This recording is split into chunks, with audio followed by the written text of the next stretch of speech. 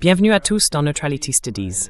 Je m'appelle Pascal Lotaz et je suis à nouveau accompagné aujourd'hui de Stanislav Krapivnik depuis Moscou. Stas, bon retour parmi nous. Merci, toujours un plaisir. Ravi de te revoir. Tu nous donnes toujours de bonnes mises à jour.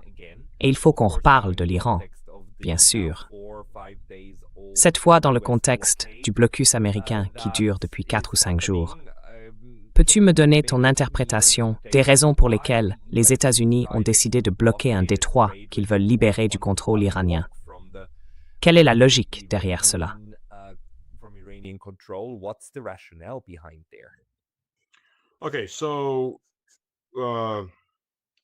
D'accord. Donc pendant les négociations, je parlais avec le professeur Morandi, un ami à moi. Il me disait qu'ils avaient en gros passé en revue tous les points et trouvé des accords, un terrain d'entente sur tout.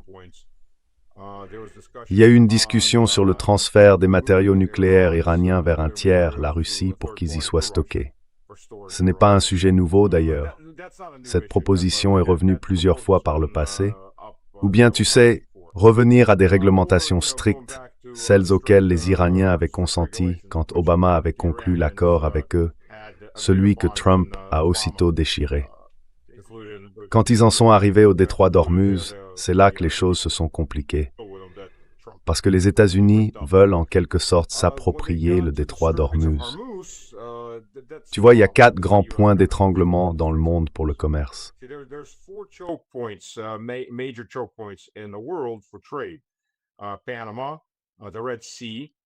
Panama, la mer Rouge, le détroit d'Ormuz, la mer Rouge des deux côtés bien sûr, ou simplement tout le bassin de la mer Rouge, le détroit d'Ormuz, et les eaux qui passent entre l'Indonésie et la Malaisie, en longeant Singapour. Mais ceux-là, on peut en fait les contourner, non? Parce que ce sont quand même des îles. C'est plus long, mais on peut descendre plus au sud dans l'Indonésie et contourner par Java. Donc c'est le plus difficile à contrôler, car il existe de nombreuses façons de le contourner. C'est juste un peu plus coûteux. Mais les 3 autres points sont de véritables goulets d'étranglement. Maintenant, la mer Rouge n'est pas vraiment une réalité pour les Américains, car d'un côté se trouve le canal de Suez, que les Égyptiens ne sont pas exactement enclins à céder, pour des raisons évidentes. Les Israéliens le revendiquent comme faisant partie du Grand Israël. Mais un jour, cette cache journalite en Broadustru. De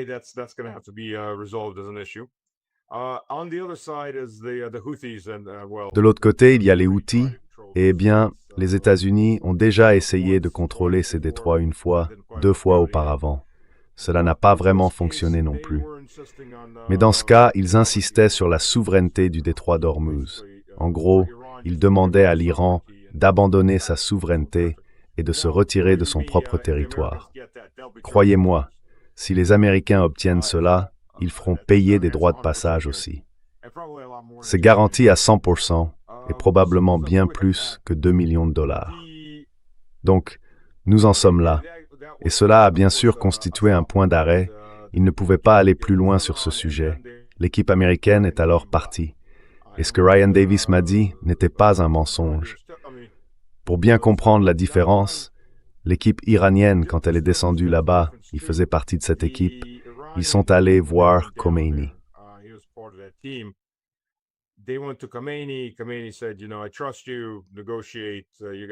Khomeini a dit, « Tu sais, j'ai confiance en toi, négocie, tu as toute autorité pour négocier. » L'équipe américaine, 2 agents sionistes, plus Vance, Woodcoff et Kushner. Parce que, eh bien, que ferais-tu sans 2 magnats de l'immobilier new-yorkais qui répondent à Netanyahou, bon sang? Mais évidemment, ce n'est pas suffisant. Vance a appelé Trump 12 fois pendant ces négociations. D'accord, très bien. On peut dire que Trump était son patron, donc cela a un certain sens. Mais ensuite, il n'a cessé d'appeler Netanyahou, d'après ce que Morandi lui rapportait, lui faisant des comptes rendus et recevant ses instructions. Réfléchis à ça. Le vice-président des États-Unis négocie la fin d'une guerre que l'Amérique a déclenchée et il reçoit ses ordres du premier ministre d'un, je cite, « pays client ».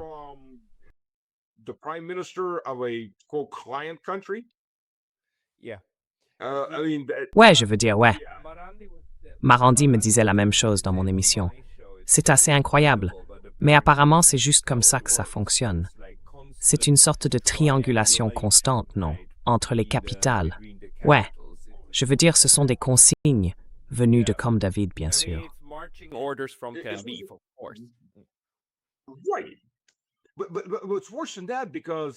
Exactement. Mais c'est pire que ça, parce que Netanyahou, c'est comme un exercice d'humiliation, un exercice de... Enfin, d'humiliation, c'est le meilleur mot. Lui, la Floride, Adèle, oui, tu sais, Vance m'appelait et j'étais là, en gros. Ce type a 2 de ses propres agents sur place dès le départ, de véritables atouts de Netanyahou, et il donne les ordres, et il s'en vante, tu vois. Il les remet à leur place, il montre au monde que les Américains sont en dessous de lui. C'est lui le patron.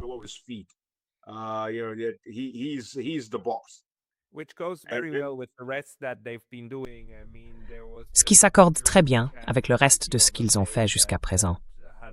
Je veux dire, il y a eu l'autre jour le chancelier allemand qui a émis une légère critique à propos d'Israël. Je crois que c'était à propos des bombardements indiscriminés au Liban ou quelque chose comme ça. Et le président, le ministre des Affaires étrangères d'Iran, a immédiatement réagi avec virulence en disant quelque chose comme « Nous ne recevons d'ordre d'aucun Allemand, quel qu'il soit. Avez-vous oublié ce que vous nous avez fait il y a 80 ans ?» Et ainsi de suite. C'est complètement fou. Je veux dire, ils remettent vraiment ces autres Blancs à leur place, en dessous, bien en dessous d'eux. Et ils ont fait la même chose lors des négociations à Téhéran, bien sûr.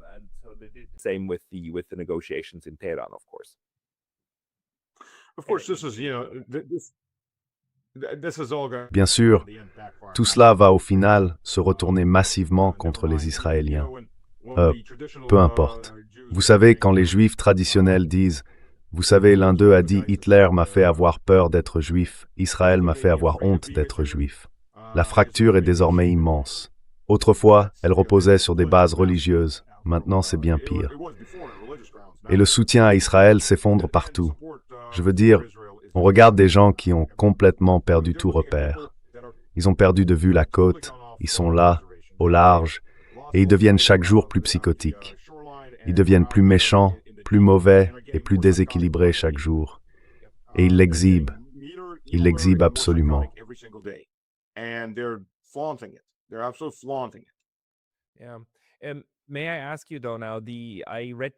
Puis-je vous demander quelque chose? Cependant, j'ai lu une dépêche de l'agence TASS indiquant que le Conseil de sécurité russe avertit que ces négociations pourraient dissimuler une frappe planifiée, c'est-à-dire des troupes au sol, contre l'Iran, car les États-Unis continuent de masser des forces non loin de l'Iran.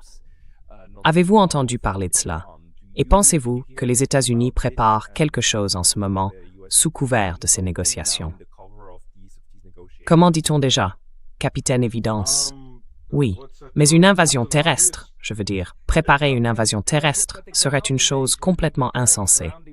Nous en avons déjà parlé, mais cela ne devient pas plus raisonnable.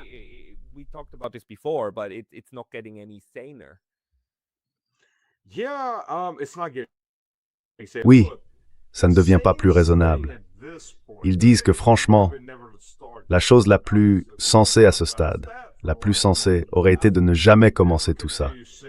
Mais évidemment, on a dépassé ce point depuis 1 mois et demi, et on continue à dériver toujours plus loin de la réalité. La chose la plus sensée que Trump pourrait faire maintenant serait simplement de laisser ce blocus se poursuivre et s'épuiser de lui-même. Il est très difficile de comprendre ce que ce blocus a réellement accompli, car du côté américain, c'est « Oh, nous contrôlons tout », et du côté iranien, c'est « Oui, nos navires continuent de naviguer ». J'ai du mal à imaginer des navires américains s'approchant de la côte iranienne, là où les bâtiments iraniens longent le rivage pour entrer dans les eaux pakistanaises et essayant de les arrêter. Ils ne sont qu'à un court vol de missiles de devenir un récif.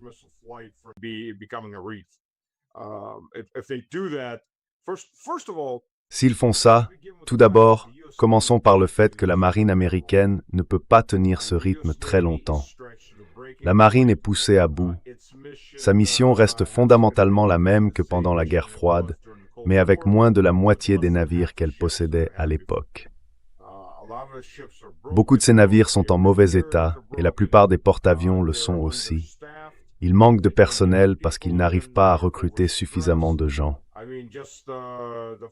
Ils sont surmenés. Je veux dire, regardez simplement le Ford. 11 mois en mer, avec seulement 2 très courtes escales pour récupérer. Les équipages sont épuisés, ils sont à bout, et c'est toute la marine américaine qui est dans cet état. Si vous parlez à des gens comme par exemple Cameron McGregor, un ancien officier de la marine, même lorsqu'il est parti il y a quelques années, elle était déjà pratiquement en ruine. Depuis, la situation n'a fait qu'empirer. Ses camarades de promotion quittent eux aussi le service.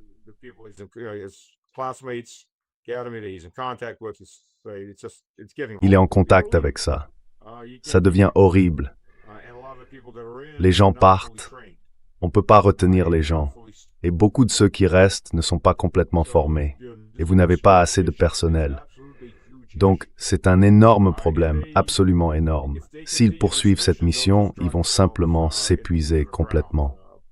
Alors, la meilleure chose qu'ils feront, parce que ce qu'ils essayent de faire, c'est d'accord, l'Iran ne laisse pas tout le monde sortir, alors nous non plus. Nous ne laisserons pas l'Iran sortir. De cette façon, personne n'obtient d'ordre, ce qui bien sûr ne fait qu'aggraver encore davantage la crise mondiale. Cela ruine la communication américaine, parce que même, je veux dire, vous avez les vassaux de l'Amérique. Je ne vais pas les appeler autrement que des vassaux. Vous avez les vassaux européens de l'Amérique, qui présentent tout cela comme la faute de l'Iran, alors que c'est leur maître qui a frappé le premier, ou plutôt leurs 2 maîtres.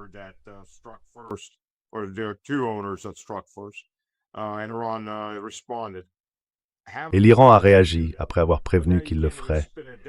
Mais maintenant, on ne peut même plus présenter les choses ainsi parce que, ce sont les Américains. C'est donc un gros revers en matière d'image. L'Iran aurait déjà eu une brève conversation avec l'Arabie saoudite, disant que si vous ne nous soutenez pas ou si vous continuez à faire fonctionner ces stations de pompage lentes en mer Rouge, elles n'existeront plus non plus. Et vous n'aurez plus de pétrole. Point final, ce qui ferait s'effondrer l'économie saoudienne. Vous êtes donc dans une très mauvaise position. Maintenant, comme je l'ai dit, si les Américains s'y prenaient bien, à ce stade, ils maintiendraient le blocus en place et la situation s'essoufflerait d'elle-même en quelques semaines. Et ensuite, Trump déclarerait la victoire.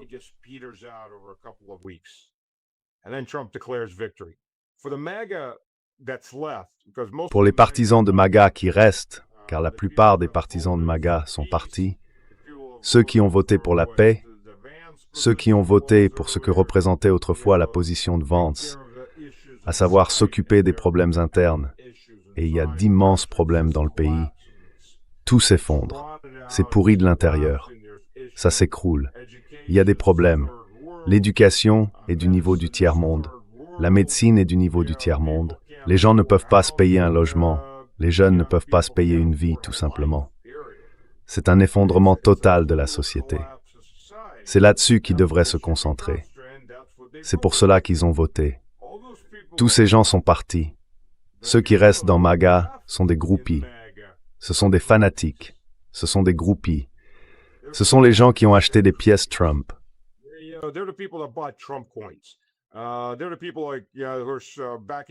Ce sont les gens qui soutiennent Trump, mais qui crient après le pape. Oh oui, oui, parce que le pape a suggéré « Oh, peut-être devrions-nous avoir la paix ». Où est-ce que ça se trouve dans leur version du christianisme? Ce sont des personnes de foi aveugle qui croiront tout ce que Trump dit, recrachent et le remercieront pour cela. Donc, si Trump, pour cette base, qui reste très petite comparée à celle qu'il avait, leur disait demain « Victoire », monter sur un porte-avions et déclarer la victoire comme l'a fait George Bush Jr. Il le croirait. Il l'accepterait. De toute façon, il est fichu en ce qui concerne les élections à ce stade. Les États-Unis sont en profonde récession. Ils pourraient être en dépression d'ici la fin de tout cela. Mais ce serait le meilleur scénario possible.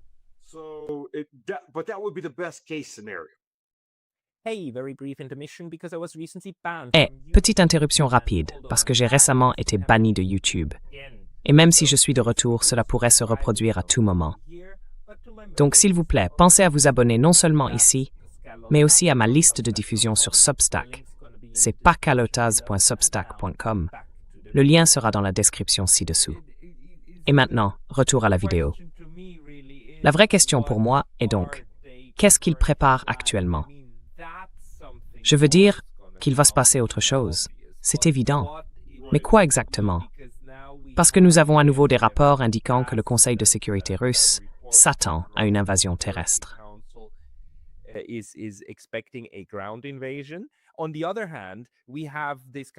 D'un autre côté, on a ce genre de personnes, tu vois, qui réfléchissent à ce qui est possible. Elles diraient comme toi, quelque chose du genre « laissons ce blocus s'atténuer peu à peu » ou quelque chose comme ça. Une chose qui me semblerait très très raisonnable pour la suite, c'est quelque chose qui s'est produit pendant la Première et la Seconde Guerre mondiale, lorsque la Grande-Bretagne a imposé un blocus à ses ennemis. Mais comme on ne peut pas contrôler toutes les côtes, ce qu'on fait, c'est introduire l'idée des navicertes pour dire aux États tiers qu'ils doivent faire une demande auprès de ton bureau, de ton ambassade, pour obtenir le droit d'aller où que ce soit. Donc tu vois, les États-Unis pourraient faire cela très facilement.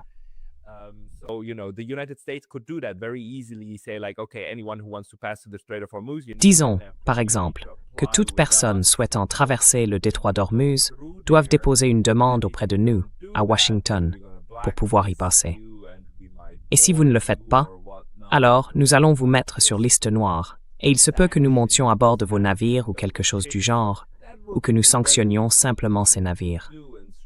Ce serait relativement facile à faire, et assez simple. Mais cette administration n'est pas du genre à choisir ce qui est faisable, à mon avis. Alors, pensez-vous qu'une invasion terrestre soit réellement envisagée?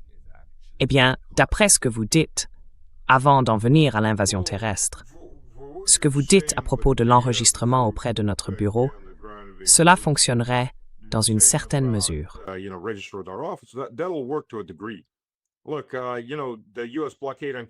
Écoute, tu sais, le blocus américain contre Cuba, oui, tout allait bien jusqu'à ce que le pétrolier russe arrive avec une frégate et une escorte de sous-marins d'attaque. Et qu'a fait les États-Unis? Ils se sont écartés. Il y en a un autre qui arrive avec la même escorte et ils vont encore s'écarter. Parce que s'ils ne le font pas, c'est la guerre. C'est la guerre avec une superpuissance nucléaire, avec une armée capable de détruire l'armée américaine. Ce n'est peut-être pas facile à entendre pour certains, mais c'est la réalité. Oui, et que feras-tu quand les Chinois arriveront avec la même chose, un convoi de pétroliers et 3 ou 4 destroyers? Tu veux déclencher une guerre avec la Chine maintenant? Je veux dire, la loi américaine, c'est pour un jour dans le futur, mais elle n'est pas prête pour ça.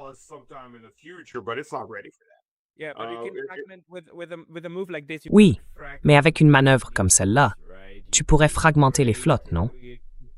Tu pourrais avoir des navires qui ne vont que de la Chine à l'Iran et nulle part ailleurs. Et pour les Russes, je veux dire, tu dérangerais un peu tout le monde.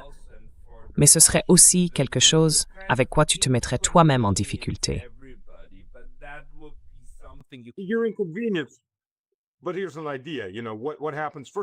Mais voici une idée. Tout d'abord, que se passe-t-il si la Chine reçoit, disons, 10 pétroliers et revend ensuite le surplus de pétrole à l'Asie du Sud-Est? Que se passe-t-il si l'Indonésie, la Malaisie, la Thaïlande et le Vietnam décident « pourquoi ne pas former une coalition et envoyer notre propre convoi de pétroliers escortés par des navires de guerre ?» Les États-Unis sont-ils prêts à affronter une coalition de pays d'Asie du Sud-Est? Je veux dire, quand on commence à examiner la situation, cela peut s'étendre très très vite. Les gens ne sont pas idiots, ils observent, ils font attention. Ah d'accord, ils reculent quand la force militaire arrive. Cela dit, invasion terrestre. Vous savez, si vous voulez offrir le cadeau qui continue de donner, il continuera de donner chaque fois qu'un soldat américain sera tué.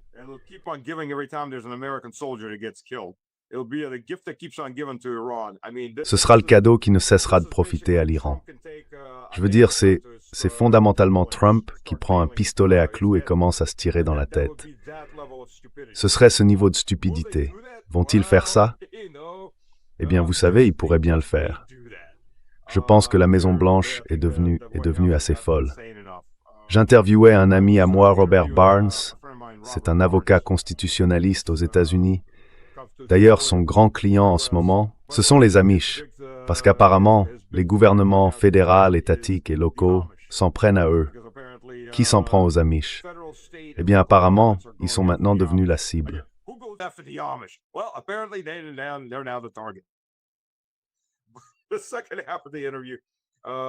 Dans la seconde moitié de l'entretien, nous parlions de ses contacts directs à la Maison-Blanche, la Maison-Blanche actuelle, et ils lui disent que, vous savez, Trump a complètement perdu les pédales. Il est totalement hors de contrôle. Vance court comme un rat dans une roue, essayant d'empêcher tout cela de dégénérer en guerre nucléaire.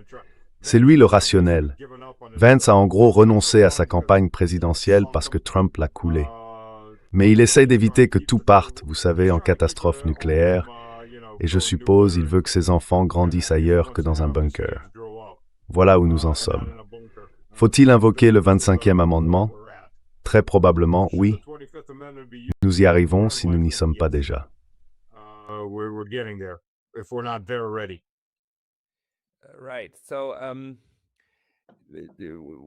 D'accord. Donc, il y avait aussi cet argument avancé par Trita Parsi, vous savez, le directeur du groupe de réflexion Responsible Statecraft, je crois. Et son argument était que, maintenant qu'un cessez-le-feu est en place, si aucune des parties ne recommence à tirer, cela place en réalité les États-Unis dans une position plus forte. Parce que, dans le scénario de guerre, lorsqu'ils se combattaient, l'Iran devait subir beaucoup de dégâts, mais tant qu'il tenait bon, chaque jour supplémentaire faisait évoluer la guerre en leur faveur.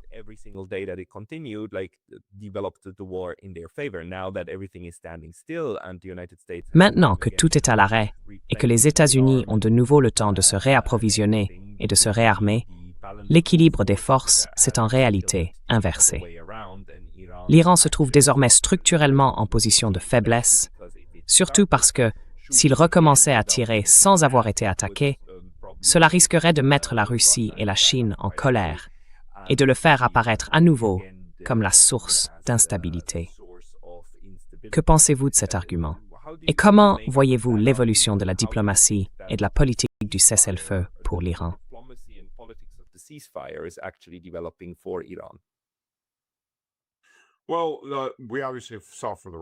Eh bien, nous avons évidemment vu du côté russe que cet avertissement est une reconnaissance de la réalité. Donc si on le lit un peu de travers, cet avertissement est une sorte de soutien aux Iraniens, comme pour dire « Nous comprenons que les Américains se préparent probablement à vous attaquer de nouveau, alors ne soyez pas surpris, et nous ne le serons pas non plus. » Je ne suis pas aussi sûr pour les Chinois, car cela joue sur les faiblesses chinoises, ce que font les Américains. Mais en ce qui concerne le réarmement, bien sûr, si cela se maintient pendant les 2 ans et demi ou 3 prochaines années, les Américains seront peut-être réarmés. Je veux dire, nous parlons de taux de production infinitésimaux. Le Patriot en est un exemple parfait.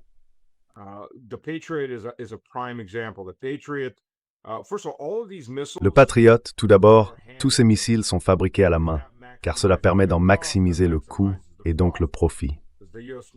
L'armée américaine fonctionne généralement selon un système appelé « cost plus », un système absurde. Ainsi, si un article coûte $100, le cost plus signifie coût plus 10%, soit un bénéfice de 10% par exemple. Si l'article coûte $100, vous facturez $110 et réalisez $10 de profit. Mais si vous pouvez faire en sorte que l'article coûte, ou du moins semble coûter sur le papier, $500, alors vous obtenez un bénéfice de $50, même s'il ne coûte réellement que $100. On maximise donc le coût de l'article, non pas par la production automatisée, mais en le fabriquant à la main. Voyez-vous, chacun d'eux est un maître dans son domaine. Il doit insérer chaque fiche séparément, et ainsi de suite.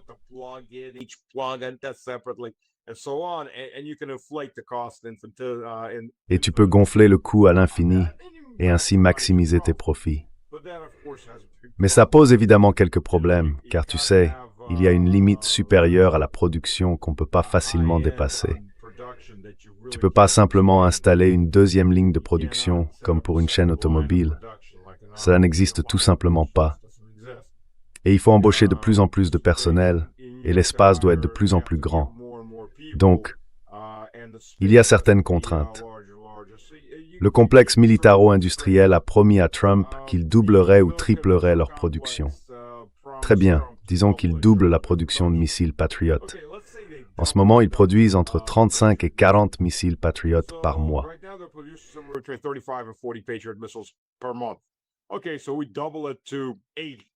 D'accord, donc on double à 80 ou 100. Très bien, mais combien de temps cela tient-il? Un jour, peut-être 2. Et c'est ce que vous produisez en un mois. Donc vous ne pouvez pas répondre au volume demandé, et nous ne parlons même pas encore de l'Ukraine et de l'UMRO à ce stade. Le volume demandé, disons simplement du côté iranien, pour arrêter les missiles entrants, vous ne pouvez évidemment pas en produire assez. Des missiles d'attaque, des missiles offensifs. Vous savez, les missiles de haute précision, les nouveaux qu'ils produisent, censés remplacer les attaques MS. Ils sont tous partis. Il y en avait un très petit lot. En gros, ils les ont testés, mais ils n'existent plus maintenant.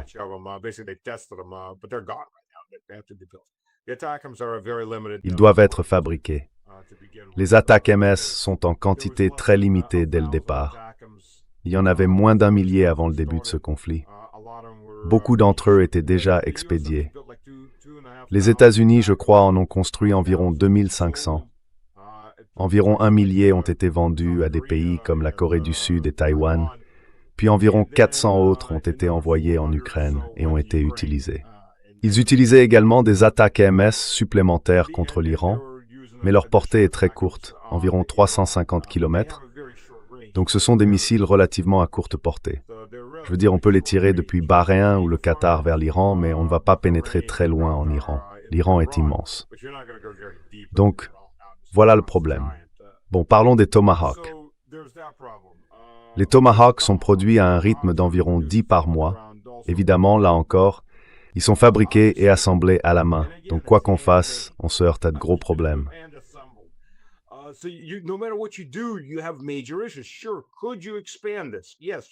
Bien sûr, pouvez-vous développer cela?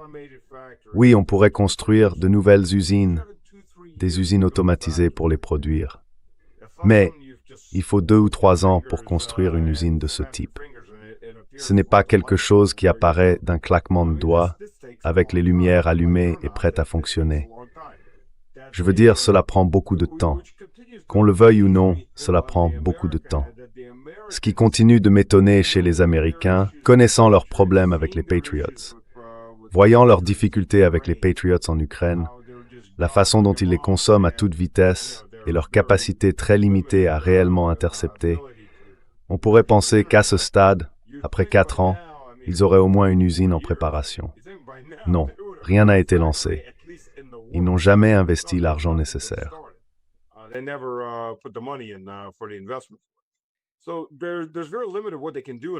Il y a donc très peu de choses qu'ils puissent faire en 1 mois ou 2. Ils peuvent rassembler les maigres réserves qu'il leur reste. Ils peuvent racheter leurs alliés et récupérer les missiles qu'ils leur avaient vendus auparavant. Et ils ont déjà commencé, il y a 3 semaines, ils retiraient des missiles de Corée du Sud, du Japon. En pleine nuit, bien sûr, comme des voleurs dans la nuit, ils retirent tout. Mais encore une fois, d'accord. Et maintenant, vous vous êtes peut-être acheté 1 semaine ou 2 de plus. À moins de penser que vous pouvez soudainement conquérir ou détruire le gouvernement iranien en 1 ou 2 semaines supplémentaires de combat, vous revenez à la case départ, où, encore une fois, vous n'avez pas la capacité de missile pour intercepter. Et encore une fois, l'Iran continue de frapper. Encore une fois, vous passez pour un imbécile.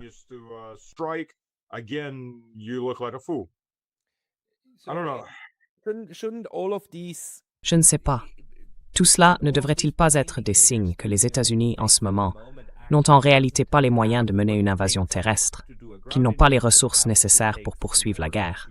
Je veux dire, pas assez de missiles à tirer, pas assez de réapprovisionnement, pas assez d'hommes. pas assez de supériorité aérienne. Ils ont dit au monde que l'Iran était un espace aérien ouvert. Et tout le reste. Et pourtant, leur matériel a été abattu à maintes reprises. Tout cela devrait donc nous indiquer que les États-Unis manquent de la capacité réelle de continuer. Pour moi, cela montre qu'ils ont tout intérêt à maintenir le cessez-le-feu.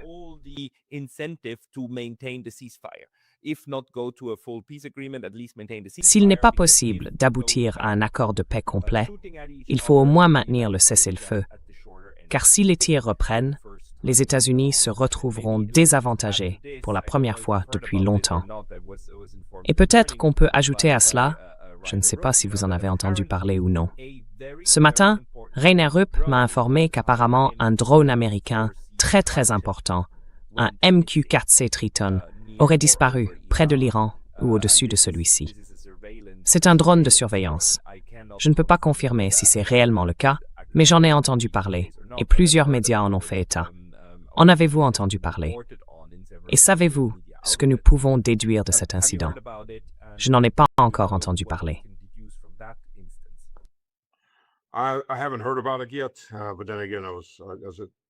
Mais encore une fois, je n'avais dormi que 3 heures entre l'émission du matin. Et oui, je dois encore passer en revue les actualités. C'est ça, le grand problème avec les cycles d'information en continu. Le corps et le cerveau humain ne sont pas faits pour ça.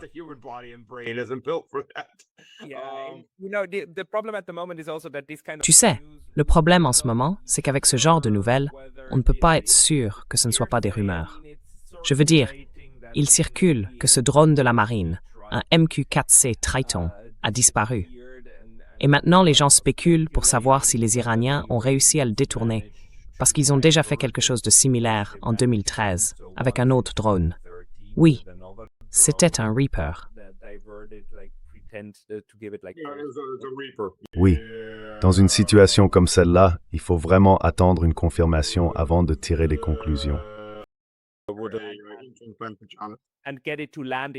Et le faire atterrir en Iran, puis en gros, vous savez, en faire une rétro-ingénierie complète. Et ce MQ-4C serait un trophée encore plus important, car c'est un drone de surveillance doté des technologies les plus récentes, et ainsi de suite. Mais encore une fois, tout cela ne devrait-il pas envoyer un signal à Washington indiquant que ce qu'il faut faire, c'est empêcher la reprise des hostilités? Comment interprétez-vous cela?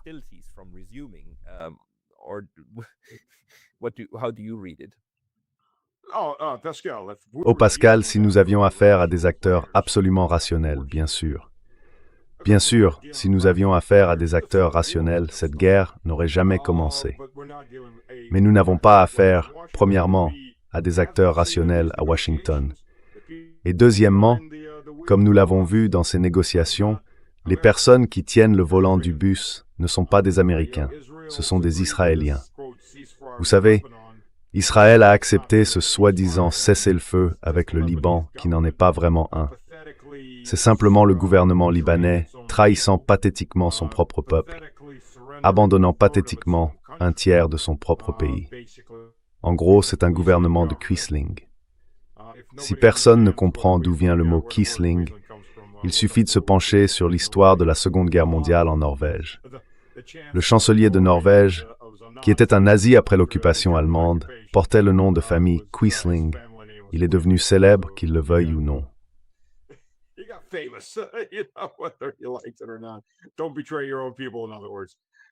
Ne trahis pas ton propre peuple, en d'autres termes. Mais oui, ils ont trahi leur propre pays, et le Hezbollah continue de se battre. Personne n'a arrêté cela. Alors, ce que les Israéliens feront ensuite, je ne sais pas.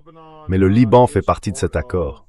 C'est un point de rupture pour l'accord si les Israéliens continuent à faire ce qu'ils ont fait jusqu'à présent, c'est-à-dire un génocide. Et fait intéressant, les Israéliens, au lieu de monter une partie du Liban contre une autre, comme ils l'ont toujours fait, en s'alliant généralement avec les chrétiens contre les chiites et en laissant les sunnites tranquilles, ont commencé à massacrer tout le monde sans distinction. Ils s'en moquent. Leur objectif, ce n'est pas l'occupation, c'est l'annexion sans la population. C'est un génocide et une annexion de territoire. Ouais, et bien sûr, Mais c'est la monnaie. oui. Et Israël peut, bien sûr, à tout moment, compromettre n'importe quel processus que les États-Unis voudraient entreprendre. D'un autre côté, le cessez-le-feu a une limite stricte. C'est un cessez-le-feu de 15 jours, qui prendra fin dans environ une semaine. Et l'Iran peut à tout moment dire « les 15 jours sont écoulés, nous recommençons à tirer ». C'est donc, en quelque sorte, une clause de caducité sur le fait de ne pas tirer. Dans l'ensemble, cela met une pression énorme sur Washington, n'est-ce pas? Mais à Moscou, qu'entend-on à propos de l'évaluation de l'impact de cette guerre sur les États-Unis? J'imagine qu'il doit y avoir des gens à Moscou assez ravis de voir les États-Unis s'enliser dans une telle affaire.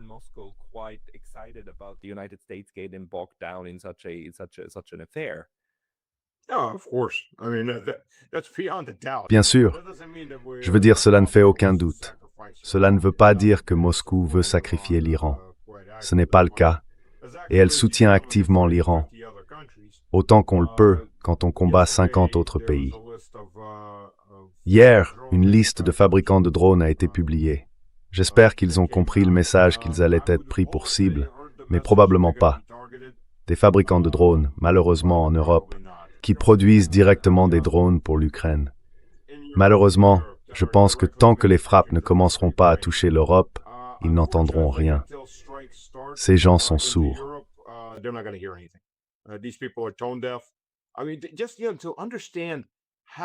Je veux dire, juste pour comprendre à quel point la direction européenne et les gens qui la soutiennent, c'est-à-dire la majorité de la population, est vraiment folle. À quel point ces gens sont déconnectés de la réalité. Ils faisaient un exercice de réflexion, enfin plutôt un exercice de planification pour se préparer à gérer des pertes massives au combat. Ils vérifiaient donc leurs hôpitaux et ce genre de choses, les itinéraires d'évacuation, afin de pouvoir faire face à des blessés issus d'une grande guerre avec la Russie. Et ils prévoyaient d'accepter 1000 blessés par jour. Vous êtes fous? En ce moment, l'Ukraine subit environ 2000 blessés par jour.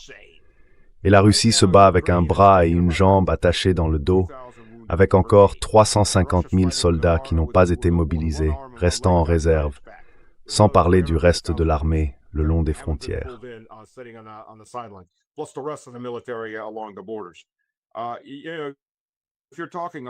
Si vous parlez d'une guerre totale avec la Russie, de la part de l'Union européenne, de l'armée européenne, qui serait en gros l'OTAN sans les États-Unis, vous parlez d'une mobilisation massive du côté russe, et évidemment d'une mobilisation massive du côté européen. On parle de 30 ou 40 millions de personnes qui se battent. Vous auriez des dizaines de milliers de blessés par heure. Et ces gens n'ont vraiment aucune base rationnelle quand ils envisagent cela. Et pourtant, c'est bien de cela qu'ils continuent à parler. Et avec la Hongrie redevenant en gros un État vassal de von der Leyen, vous regardez une guerre en Europe à 100%. Enfin, rien n'est jamais à 100%, disons 99%. Plus,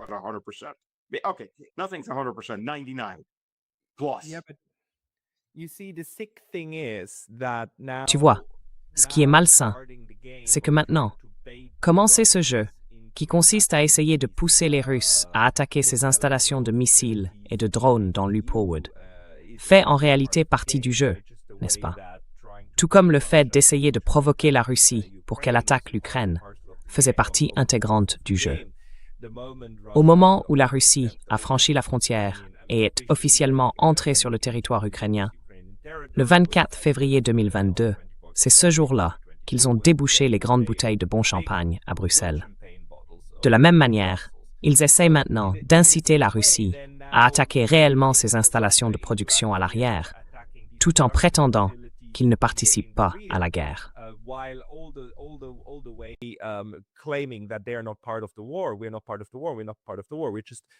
Nous ne faisons pas partie de la guerre.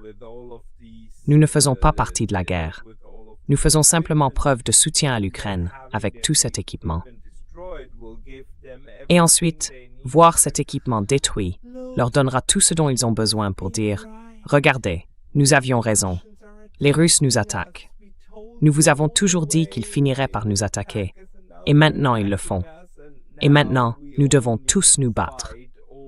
Les 450 millions d'entre nous doivent aller combattre les Russes. C'est exactement le jeu malsain auquel ils jouent. Alors que ferait la Russie face à cela?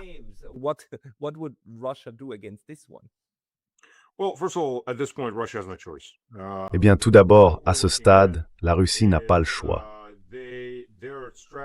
Ce que nous observons, c'est leur stratégie, évidemment, de doubler leur production de drones sur le champ de bataille russe, de submerger les défenses russes et de frapper tout ce qui se trouve à l'intérieur du territoire russe.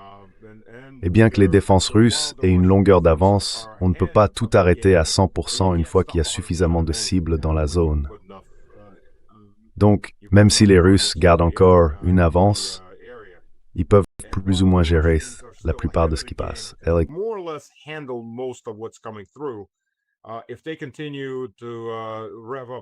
S'ils continuent à augmenter leur production, non. La Russie ne peut pas accroître la production de systèmes antiaériens aussi vite que l'Occident peut augmenter celle des drones. Donc cela en arrive à un point où soit la Russie survit, soit l'Europe meurt. C'est littéralement le choix. Personnellement, je vote pour la Russie, tout bien considéré. Et 150 millions d'autres personnes aussi. Le gouvernement aura donc du soutien. Ce qu'ils ne comprennent pas, cependant, c'est que ça va, bien sûr, très vite s'étendre. Et ça s'étendra dans les deux sens. Ce à quoi ils vont être confrontés, c'est un sous-continent qui souffre déjà d'une pénurie de gaz, d'une pénurie de pétrole, d'une pénurie de nourriture. Et la situation va devenir bien pire.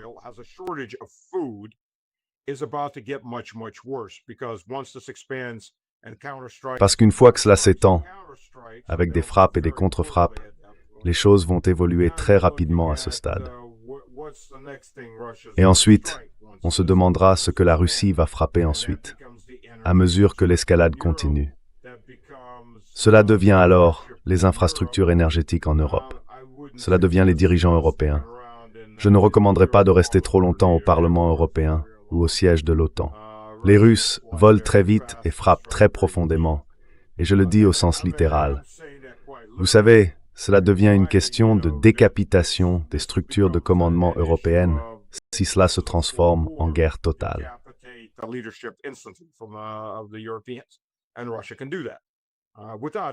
Et la Russie peut faire cela sans jamais recourir au nucléaire.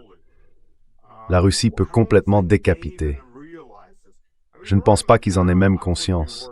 Je veux dire, Rheinmetall, je ne travaillerai pas là-bas une fois que les choses commenceront vraiment à bouger parce que c'est un autre secteur qui va simplement être détruit. Mais tant qu'il maintenant, si les Américains restent neutres et achètent du matériel aux Américains, ils ont au moins une solution de repli pour s'approvisionner. Tout ce qui se trouve en Europe est à portée de frappe de la Russie. Et pour ce qui est de la fabrication de drones, en particulier les petits drones ou la fabrication d'armes légères, on peut sous-traiter cela à diverses petites usines et les dissimuler dans des entrepôts ou des endroits similaires.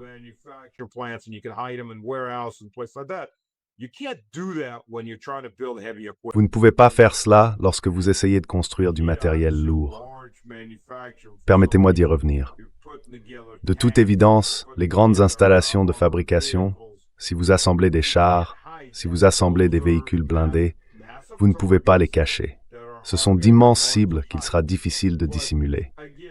Mais encore une fois, l'infrastructure énergétique en Europe, lorsque vous dépendez du GNL, c'est un système très restreint qui peut facilement être détruit. Et alors, tous les méthaniers que vous voudrez pourront arriver, mais ils n'auront nulle part où décharger. Vous n'avez pas d'installation de stockage, car une frappe peut détruire n'importe quelle installation de stockage de gaz en Allemagne.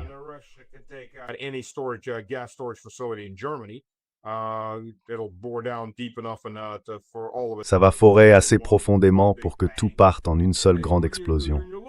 Quand on regarde ça, c'est du suicide. Mais on a affaire à des gens qui ne sont pas encore rationnels. La Russie devra agir selon sa propre vision rationnelle de la survie. Et quand on, peu importe, c'est un État nucléaire qu'on essaie de menacer d'extinction. En général, cela signifie qu'on obtient une réponse nucléaire et l'Europe ne survivra tout simplement pas à une réponse nucléaire. L'Europe était une pays avec beaucoup de monde à l'intérieur. Toute frappe en Europe couvrira d'immenses zones en termes de population.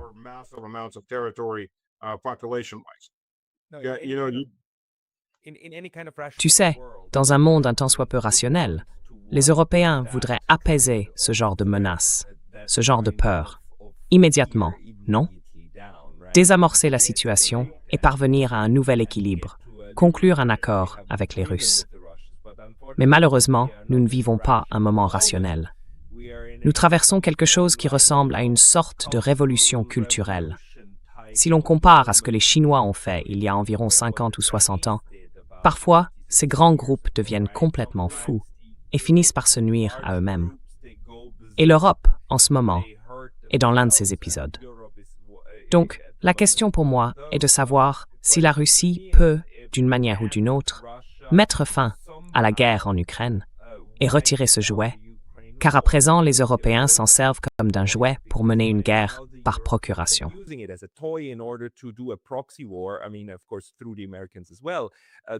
Je veux dire, bien sûr, en passant aussi par les Américains, pour canaliser leur guerre par procuration contre la Russie. Et nous avons récemment entendu le chancelier allemand dire qu'il ferait de son mieux pour retrouver tous les Ukrainiens en âge de combattre, présents en Allemagne, et les renvoyer afin qu'ils puissent aller mourir pour ce projet stupide, vraiment stupide. Mais c'est ce qu'ils font, jeter encore plus de gens dans le hachoir à viande.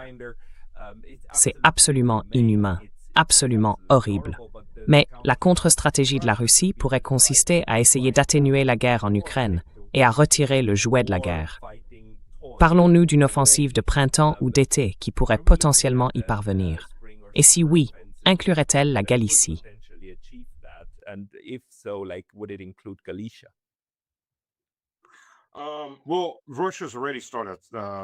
Eh bien, la Russie a déjà lancé cette offensive de printemps dans plusieurs directions. Le problème, c'est que les drones sont omniprésents.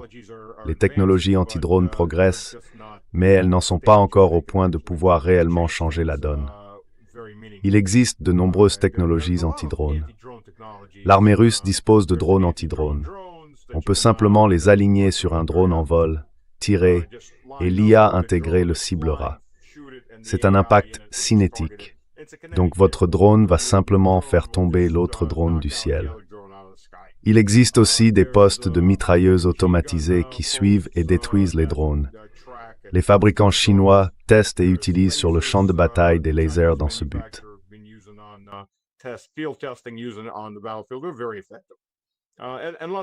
Ils sont très efficaces et il y a beaucoup d'autres éléments. Mais encore une fois, les drones d'attaque, les drones FPV, ils sont très bon marché et faciles à fabriquer. On peut monter une usine de drones avec les bons jeux de puces. Et certaines entreprises chinoises vendent pour 2 ou 3 milliards de dollars de puces à l'Ukraine. Cela va à l'encontre de la position officielle du gouvernement, mais cela continue malgré tout. Ce sera l'un des sujets abordés entre Vladimir Vladimirovitch et Xi pour tenter d'y mettre fin. Mais l'essentiel, c'est qu'on peut encore produire ces drones à un coût relativement faible et en grande quantité, plus rapidement que l'armée russe ne peut progresser à travers ce mur de drones.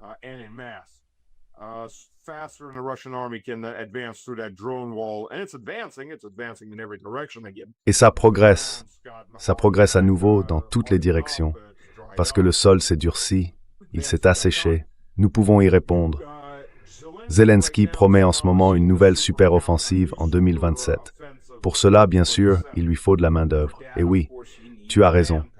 Mais l'Allemagne ne sera que le premier point de départ. Regarde les troubles en Irlande qui pourraient encore mener à une révolution.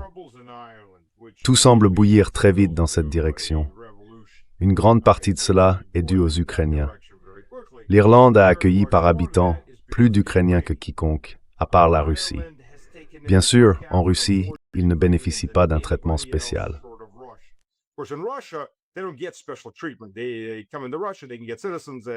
Ils viennent en Russie, ils peuvent obtenir la citoyenneté, trouver un emploi, comme tout le monde, et s'intégrer dans la société.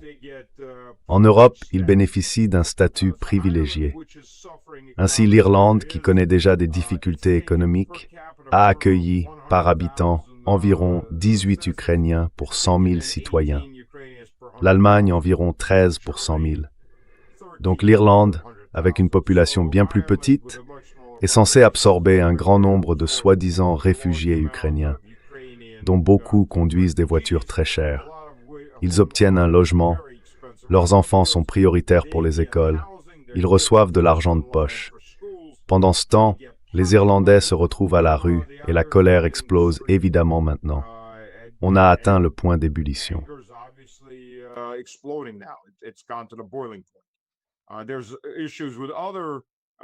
Il y a des problèmes avec d'autres soi-disant réfugiés qui ont afflué en Irlande. Ça énerve les gens. D'après ce que m'ont dit plusieurs amis irlandais, l'un est journaliste, l'autre militant, le principal sujet de préoccupation aujourd'hui, ce sont les Ukrainiens. Et ils se montrent chauvins en Irlande, ce qui met vraiment les Irlandais en colère. Si tu es invité, comporte-toi comme un invité. Tu n'es pas le propriétaire, tu n'es pas son égal. Donc, pour apaiser ces tensions, et d'ailleurs, c'est avant même que les prix des denrées alimentaires ne commencent à s'envoler dans les 3 prochains mois, quand arriveront les premières mauvaises récoltes, bien réduites. Et cela alors que les prix de l'essence flambent déjà. Tu sais, l'hiver n'est pas au-delà des montagnes. On est peut-être au milieu du printemps, mais l'hiver n'est pas au-delà des montagnes.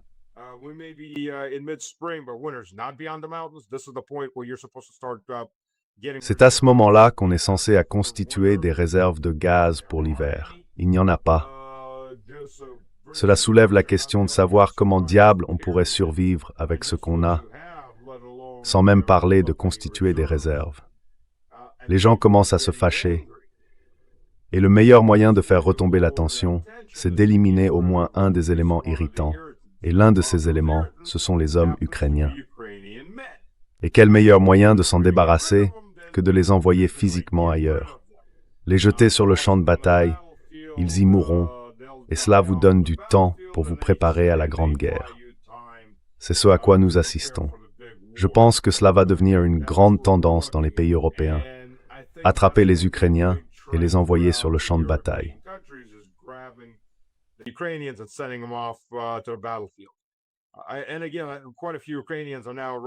Et encore une fois, un certain nombre d'Ukrainiens se précipitent maintenant vers la Russie, en passant par la Biélorussie, parce qu'ils ont compris. Ce sont les agneaux sacrificiels, et ils vont être rassemblés en colonnes massives, conduits à la mort. Exactement ce qu'ils avaient fui. Donc voilà, c'est la situation. Et oui, je pense que l'Allemagne dit tout haut ce que les autres pensent tout bas. Mais je crois que tous les États européens envisagent désormais de faire la même chose pour diverses raisons. Des raisons internes et des raisons liées au soutien de cet effort de guerre insensé. Donc, vous savez, cela ne va pas se terminer dans un an à ce stade, à moins qu'il n'y ait une percée majeure, comme des technologies EMP capables d'abattre les drones en vol, sans utiliser d'ogives nucléaires pour créer une impulsion électromagnétique suffisamment puissante.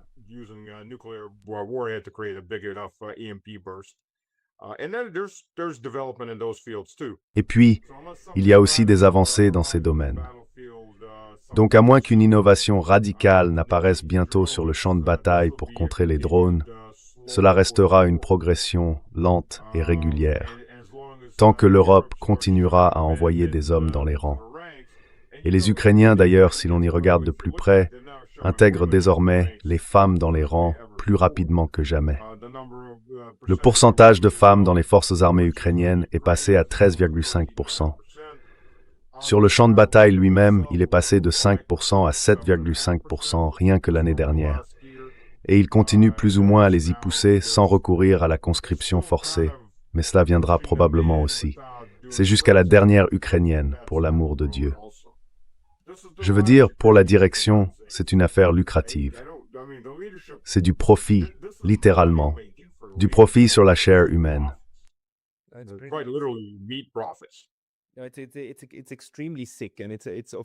C'est extrêmement malsain. Et bien sûr, c'est tout le cynisme de l'UE de dire « Oh non, nous le faisons pour les Ukrainiens ». Et maintenant, ils les rassemblent et les envoient à une mort certaine. Mais c'est ce qu'ils font. Et c'est ce qu'ils feront avec leur propre population. Je veux dire, ces gens n'ont aucune limite. Et comme Alex Christoforou le répète souvent, ils n'ont pas non plus de marche arrière. Cela signifie que pour la Russie, il n'y a vraiment pas d'autre stratégie pour le moment que de maintenir une économie et des capacités de guerre capables d'user l'adversaire, n'est-ce pas? C'est-à-dire, que faire d'autre? Parce qu'apparemment, oui, il n'est pas physiquement possible de submerger tout cela et de l'arrêter.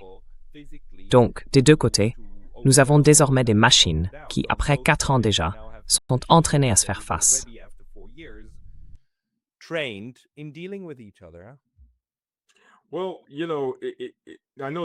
Eh bien, vous savez, les Européens aiment, et l'Occident adore, parler de la Russie comme d'une économie de guerre.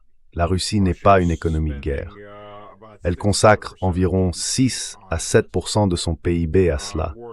Une véritable économie de guerre représenterait plutôt 30 à 40% du PIB. Si la Russie passait réellement à une économie de guerre, si elle imitait ne serait-ce que de loin la Grande Guerre patriotique, la Seconde Guerre mondiale, alors tout le monde serait soit sur le champ de bataille, soit en soutien direct de celui-ci, soit dans les usines. L'Europe serait détruite, même par des moyens conventionnels. La Russie pourrait littéralement mobiliser 30 millions de soldats. Je veux dire, les femmes et les enfants iraient dans les usines et la production de masse commencerait. Il faudrait évidemment un peu de temps pour accélérer la cadence, mais c'est possible. Et n'oubliez pas, le pays n'a même pas déclaré la guerre.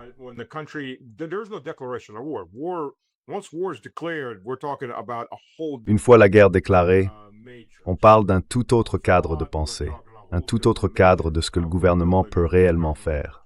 Je veux dire, c'est à ce moment-là que le gouvernement dit « Oh, nous aimons bien votre pick-up, nous en avons besoin sur le front. Voici un bon. Vous recevrez de l'argent pour cela quand la guerre sera terminée. » Et le pick-up s'en va. C'est à ce moment-là que l'on assiste à la mobilisation totale de toutes les ressources du pays. Et les ressources de la Russie sont, comparées à celles de l'Europe, pratiquement illimitées. L'Europe est dans une situation bien pire qu'elle ne l'était pendant la Seconde Guerre mondiale en matière de sécurité énergétique et de capacité de production. En partie parce que, contrairement à la Seconde Guerre mondiale, lorsque la capacité russe de frapper au cœur du Reich européen, du nouvel ordre européen était limitée, les Tchèques à l'époque produisaient joyeusement des chars pour les Allemands.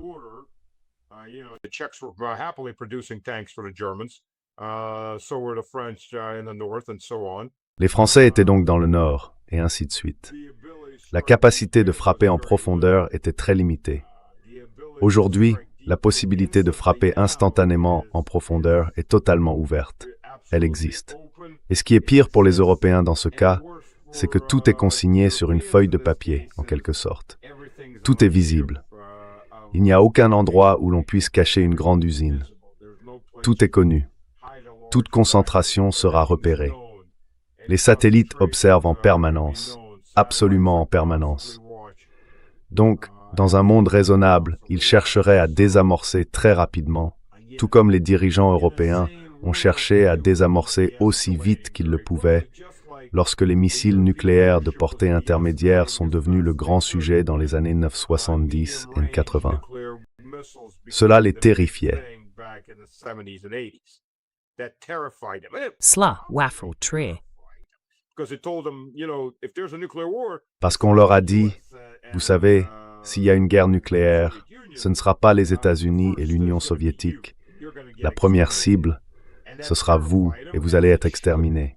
Et cela les a terrifiés, comme c'était normal. Ils ont été l'une des plus grandes forces poussant vers la résolution de la guerre froide. Mais à cette époque, c'était des adultes qui dirigeaient les affaires. Maintenant, vous avez des corps d'adultes et, je ne veux pas être grossier en disant cela, mais ce sont essentiellement des individus mentalement déficients. Absolument mentalement déficients.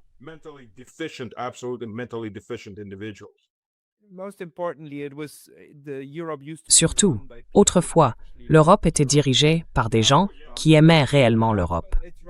Aujourd'hui, elle est dirigée par des personnes qui littéralement travaillaient autrefois pour BlackRock et qui comprennent bien qu'une retraite à Miami est bien plus agréable et plus intéressante que d'être coincé quelque part dans le vieux Berlin gris, n'est-ce pas?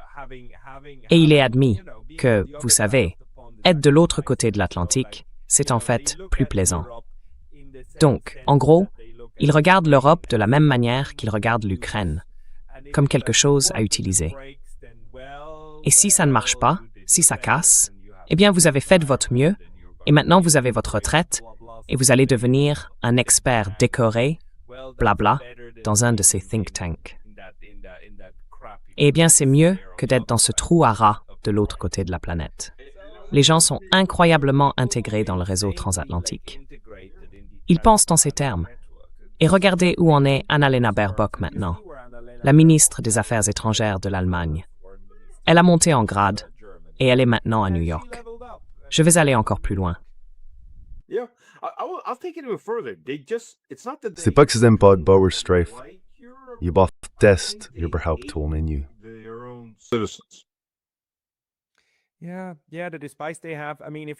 Oui, le mépris qu'ils ont. Je veux dire, si tu regardes le commentaire récent d'Ursula von der Leyen à propos de l'énergie, la meilleure énergie, la moins chère, c'est celle qu'on n'utilise pas. Tu as vraiment dit ça. Tu as vraiment dit que nous sommes le problème, que nous avons besoin d'énergie et qu'on devrait être plus économe en n'en utilisant pas. Elle a dit ça, et ils pensent comme ça. Ils détestent leur propre peuple pendant qu'ils s'occupent du WEF à Davos, non? Ouais.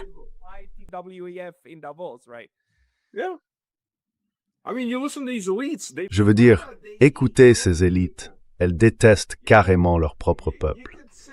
Vous savez, on peut dire ce qu'on veut sur Hitler et je ne défends pas Hitler, mais d'une certaine manière déformée, il aimait le peuple allemand, y compris les Autrichiens, comme faisant partie du grand peuple allemand.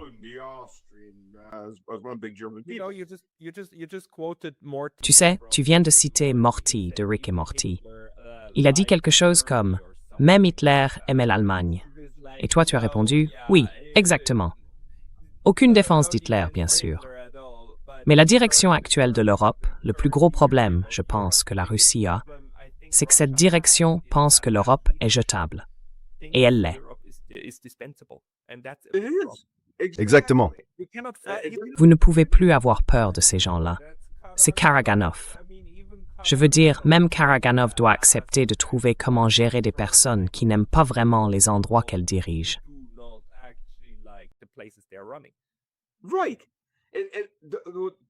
Exactement.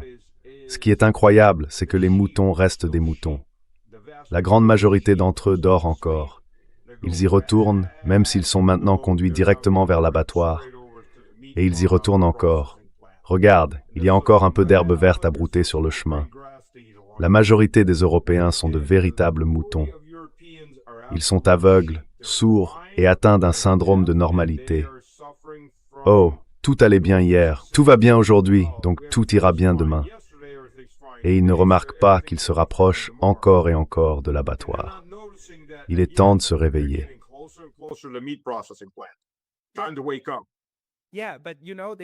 Ouais, mais tu sais, ils n'arrêtent pas de dire « Regarde, l'usine de transformation de viande arrive. Elle arrive. Et maintenant que tu es tout près d'elle, regarde, elle est là. Allez, entre. Tu vois, je t'avais dit que tu y serais. » Je veux dire, dans leur monde malade et tordu, ça a même du sens. Oui, c'est vrai. Alors, quand est-ce qu'on commence à crier « Soylent Green », c'est des gens, pardon? Quand est-ce qu'on commence à crier « Soylent Green », c'est des gens? Je connais pas la référence. Désolé. Oh bon sang. D'accord, tu dois voir ce film. C'est un film avec Heston des années 60, où le monde est massivement surpeuplé, genre 100 milliards de personnes à ce point-là. Et le gouvernement n'arrive pas à nourrir tout le monde. Alors les gens continuent de manifester et ils disparaissent les uns après les autres. On les rafle.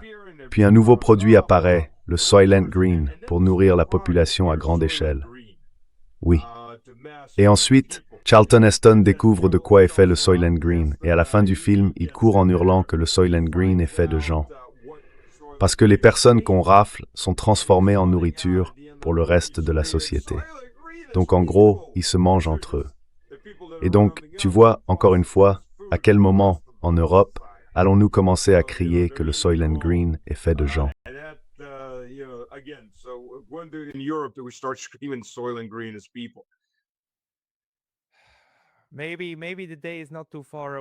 Peut-être que ce jour n'est pas si lointain, mais il sera triste. Très bien. Stas, merci beaucoup. Nous avons parlé de l'Iran, de la Russie et de la situation déplorable dans laquelle nous nous trouvons.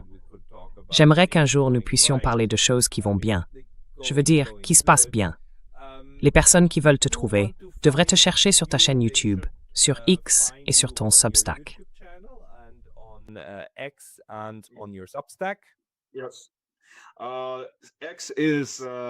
Oui, X, c'est Stanis Karpivnik. Nous n'avons pas pu mettre le nom en entier. Nous, les Russes, on aime les noms longs. C'est comme ça qu'on construit le système éducatif. Pas besoin d'écrire ton propre nom, il est déjà tellement long. Sur X, oui, sur X. Et sur YouTube, c'est Meslavik Man, slavique avec un K. Voyons sur Substack, c'est Zmei, qui est un dragon à 3 têtes dans la mythologie russe. Tous les noms simples étaient déjà pris aussi.